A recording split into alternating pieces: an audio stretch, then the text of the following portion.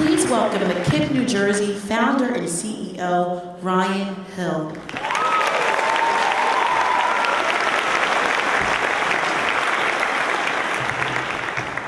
Thank you. As the voice said, I am Ryan Hill, the founder and CEO of KIPP New Jersey. For those of you who don't know me, I don't usually walk with a limp, as I did just now. But the reason I do tonight is that I somehow managed to injure myself on Memorial Day weekend.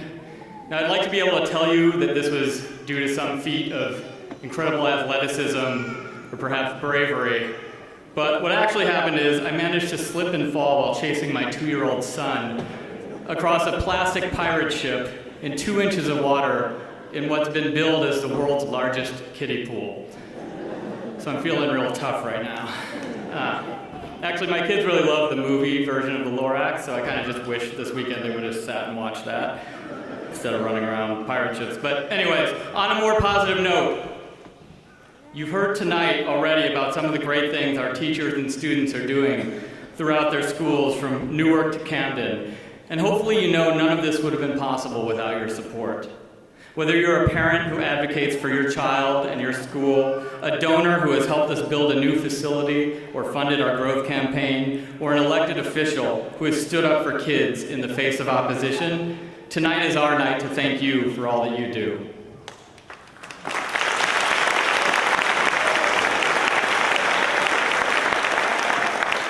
Speaking of our elected officials, it's a shame that education seems to be political, especially when you're trying to disrupt the status quo that isn't working for kids. But more and more it seems that education is, in fact, political, and as such, we're incredibly lucky to have courageous elected leaders in both of our cities who fight on behalf of the kids and the families they represent.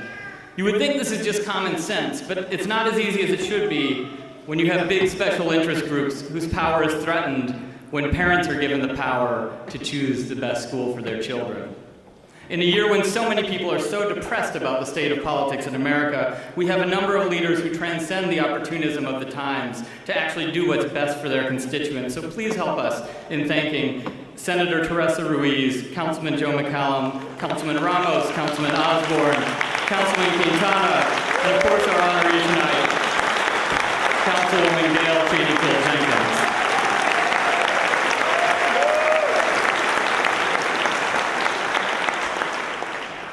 This group has protected the choices of families in countless ways, from fighting back against a moratorium that would stop charter school growth and deny opportunities to families, to making sure that we get the approvals we have needed to do over $100 million in new construction for buildings and athletic fields here in Newark.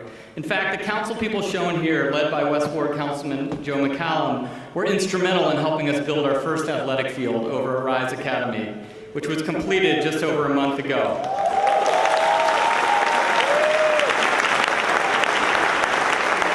And in getting our new high school built on Littleton Avenue. Our children, thank you.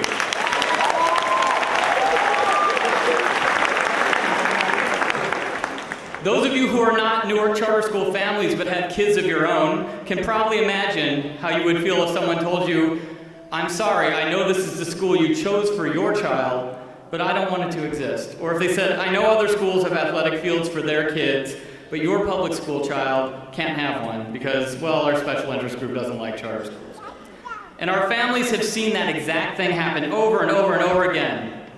Literally seeing adults protesting the buildings of new fields and renovations of old buildings, and they're now saying, enough of this. We are Newark public school parents. We deserve a voice. And they've gotten together over the past 10 months to form new organizations, not special interest groups, but student interest groups.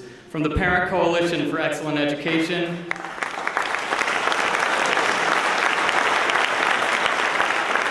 to the Hands Off Our Future Collective, and to the Black Alliance for Educational Options. We have the leaders of these groups here tonight, so thank you to Muhammad Akil and his team from PC2E, LeVar Young and Bayo for all that you do, and to our Chanel McLeod and Uncommon Schools, Nikki Harris, and to all of our parents, thank you for your work with the Hands Off Our Future Collective. And man, are these groups having an impact. From rallies to voter registration to boosting turnout in the last school board election by over 50%. And the outcome of all that, along with the critical support of Councilwoman Cheney Field Jenkins and Councilman Ramos, and in partnership with Mayor Baraka, was that for the first time in many years, the top two vote getters in the last school board election, Kim Gaddy and Taif Padilla, were both vocal supporters of charter schools and district schools, refusing to pit one against the other. So congratulations to Ms. Gaddy and Mr. Padilla on rising above the fray to defend the choices of all of Newark's public school parents. And please join me in thanking the many people here in this room who have worked to empower and amplify the voices and the votes of parents in the very special interest of their children.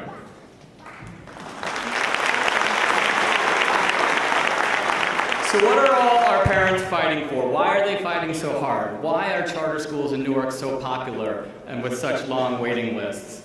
Well, for families in the South, Central, and West wards, which is the wards where our schools are located, they know that over the past 10 years, the odds that their children are enrolled in a school that is outperforming the state of New Jersey have tripled due to the expansion of high-performing charter schools. Tripled. Charter schools aren't the only kind of public schools that families in Newark want, but many families see them as the right option for their children. And at this point, nearly half of the African American students in Newark attend public charter schools. Bringing it back to our growth at KIPP, New Jersey, this year we opened our 8th school in Newark and our 2nd school in Camden, as you just heard, expanding by 900 students to a total of over 3,700 kids between the two cities.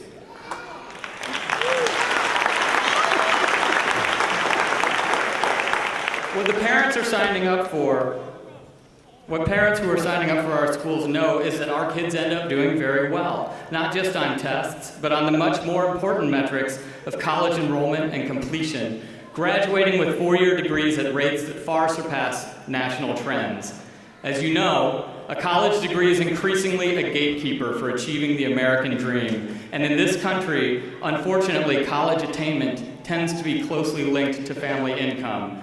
This graph here shows the percentage of kids from each quartile of wealth in America who end up with bachelor's degrees. According to this, our kids would be about here. But in fact, our alumni have wound up here, doing better than students coming from the top half of wealthiest families in America. On this important measure, our kids are beating the odds.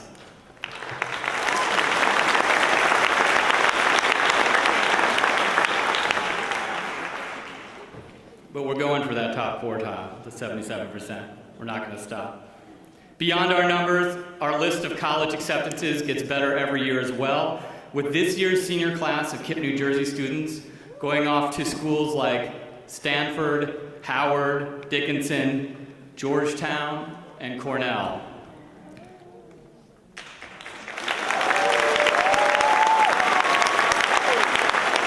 And speaking of Cornell, just last week we had our first Ivy League graduate walk across the stage up in Ithaca. Congratulations to Kalia. And more to come on that front as well. Many people are responsible for the success of our students and alumni, of course, but one group in particular deserves special mention this year, which is our KIPP through College team.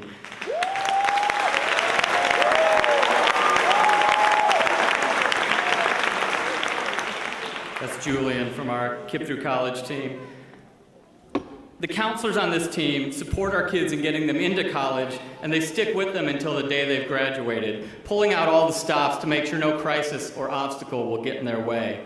Some of you may have seen a study of college dropout rates that came out, I think, this morning or maybe yesterday, that said that less than half of the kids in the country who go to college end up finishing. Less than half. But look at what our KIPP through College team has been able to accomplish. A persistence rate last year of 102%. That means that more of our alumni re-enrolled in school last year than dropped out. You, of course, are here tonight because you know how important this all is. Nationally, low-income students and students of color in particular face obstacles to success that imperil the very promise of our nation. Inadequate education systems are just the beginning, as every institution they encounter throughout their lives is corrupted by centuries of racism and neglect.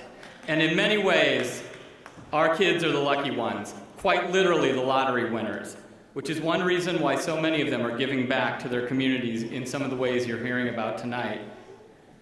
But luck is relative, and it can be fleeting. And even when they are building up their communities, our kids need the support of all of you, their village, in laying the foundation for their own lives. This is where you come in. The first line of defense, of course, is the families of our students. With 2 kids at home, I know now better than ever how hard it is to be a parent. I can't even chase them around a plastic pirate ship without breaking a foot. And yet every day I get to work with parents like Al-Therese Frazier, Shavon Anderson, and Tempest Newsom, who do so much for their own kids, but for kids across our network and throughout our schools as well. And as far as I can tell, none of them have been injured in the process. In addition to our parents, we have our supporters who have helped us put up those buildings, build those soccer fields, and funded our expansion, giving your valuable time and reaching deep into your pockets to support kids who are not yours because you understand that fixing our education system is America's most important and maybe most difficult challenge. And of course, we have the amazing teachers of KIPP, New Jersey, the faculty, the staff.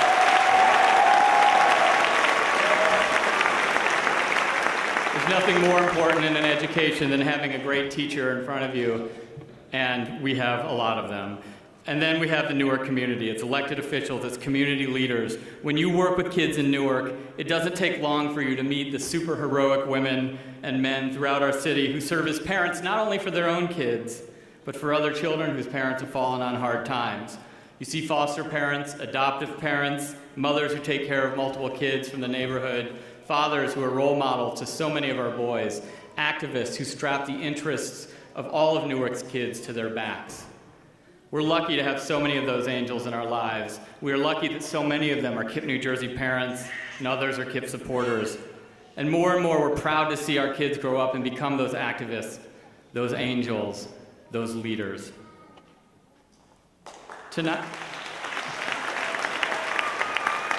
we will celebrate and showcase just a few of these inspiring stories, from parent leaders to the kids who are changing their world. But right now I'm going to introduce tonight's honorees.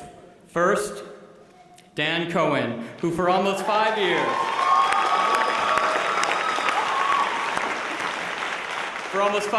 Dan has volunteered at Spark Academy, from leading reading groups to developing our first mock trial event, anything our kids needed, lending a hand wherever our teachers needed help. After a long and very distinguished career in media, Dan has spent his retirement helping kids, and tonight we thank him for his commitment.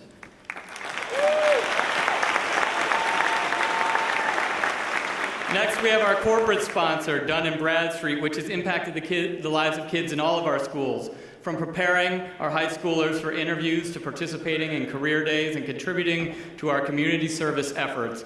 D&B has shown our kids the emphasis on relationships and community that characterizes everything they do. Accepting the award tonight on behalf of Dun & Bradstreet will be the Chief Financial Officer, Rich Veldran. So please join me in thanking Dun & Bradstreet.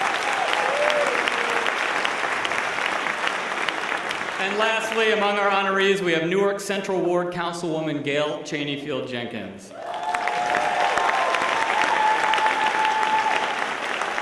When I first met our Central Ward Councilwoman, it didn't take me long to learn 2 things that I have since confirmed through subsequent meetings. 1, she is not shy about telling me when I have screwed up and how to do it better next time.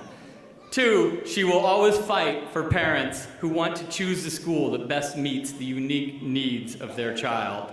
From helping us develop relationships in our new building on 18th Avenue to helping all of Newark by developing the downtown special improvement zone, Councilwoman Cheneyfield has been a champion for kids and families in the Central Ward and throughout Newark. So please join me in thanking the elected leader of the ward you're sitting in right now, the ward that is home to 4 KIPP New Jersey schools that educate over 2,000 Newark students. Big round of applause for Councilwoman Gail Cheneyfield Jenkins.